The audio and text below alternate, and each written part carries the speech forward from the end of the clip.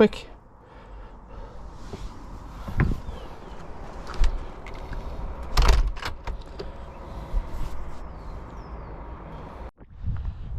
Hey everyone, welcome to day 22 of January, the challenge where I'm trying to run every day in January, at least a mile, and also trying to work my way through the Couch to 5k program for about the sort of 7th time in my life.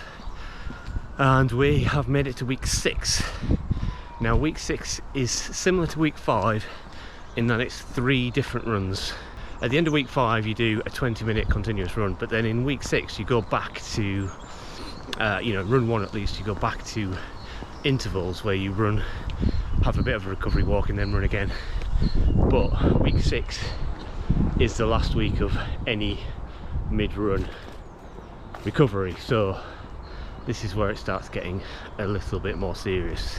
And to be honest with you, if you're doing this program for the first time, if you can make it through week 6, you've broken the back of this program basically, because if you can make it through week 6, then the rest of it should come fairly easily, and that's what I'm hoping. So this run should feel a little bit easier than last time, because it's the usual 5-minute warm-up walk, then 5 minutes of running, which I've been doing even on my recovery days, which I'm just running a mile, and then a bit of walking, I can't remember exactly how long, and then 8 minutes of running, bit of walking, back to 5 minutes of running, and we're done. So should in theory be easier than the last Couch to 5k run I did, but we will see. It's Monday morning, it's about 9 o'clock, just after. We've already done an hour's work, took a break for a run. Hopefully all the school kids are safely in their schools and stuff, because I do run it in front of a school gate, so don't want to be dodging through parents and children, but we'll see. Anyway, I'll come back at the end and let you know how it went. Yeah, that's that run done, and yeah, it wasn't too bad at all. Last 5 minutes definitely felt it, but I think I picked up the pace a bit, so not surprising. I ran a little bit faster once I knew that there was only like a couple of minutes left. So she comes in at 2.5 minutes left, so I knew that I was going to do it at that point, so I picked up the pace a bit, and yeah, it was good, and hopefully that will help with the fitness. And now I've got to go to work, unfortunately, but I just wanted to tell you a couple of things that I am intending to do running event wise this year. I haven't actually officially signed up for anything yet, so some of this is a little bit in the air, but starting with, well, not starting with, but probably the first thing I'm going to sign up for is doing Endure 24 in Leeds again. I believe the early bird sign up for the event ends this week, so we'll probably confirm numbers and sign up this week. Hopefully we'll get at least the 5 that we got last year, which would be nice. It'd be nice to get 6, but 6 people that is, but I think 5 is probably, out of the sort of friend group we're sort of looking to, I think 5 is probably the most we're going to get. And yeah, so looking forward to that. That's sort of, don't know the exact date, but it's usually end of June, early July, something like that, just before I'll be going on holiday basically.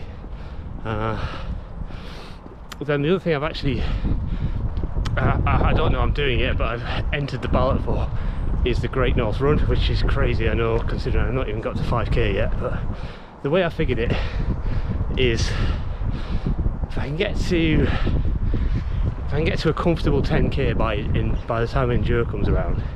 The problem I had last year is I did that, and then I ran a little bit on holiday and stuff after that, but I didn't have anything else to train for because I hadn't signed up for anything. So I'm going to be looking for some late summer events to do, and that seemed like, you know, it's a ballot, so I'm unlikely to get in, but it would be just typical as a sort of semi-reluctant entrant that I would be accepted. I'm certainly not going to go through a charity or anything like that. If I don't get in, I don't get in. The other thing I want to do is the Spitfire 10k again, which is I think around August, which would be nice to do. And then the other thing I want to do, which is around a similar time, is the Shrewsbury metric half marathon as a sort of stopgap between my 10k and full half marathon. So the metric half marathon is just that. You see, it's instead of, where is it, 13 odd miles, it's 13 odd kilometers.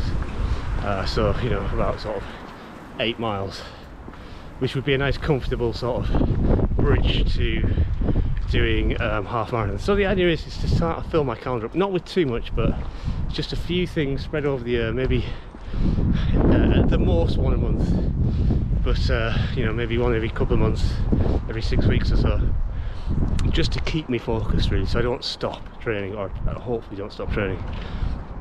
And then finally, once I finish this 5k, I've already mentioned it a bit, but I am going to start my park runs again, and I would like to get to, I'd like to get to 50 park runs this year. Basically I'm on about 26 at the moment, so you know, assuming that I start park runs in February, that's roughly 2 a month. Maybe over the summer I can do like three or 4 a month, but you know, we'll see.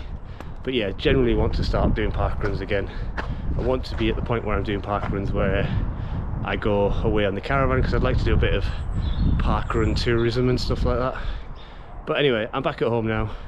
I'm going to go do some work. Thank you for joining me, and I'll see you for a nice comfortable mile recovery run tomorrow.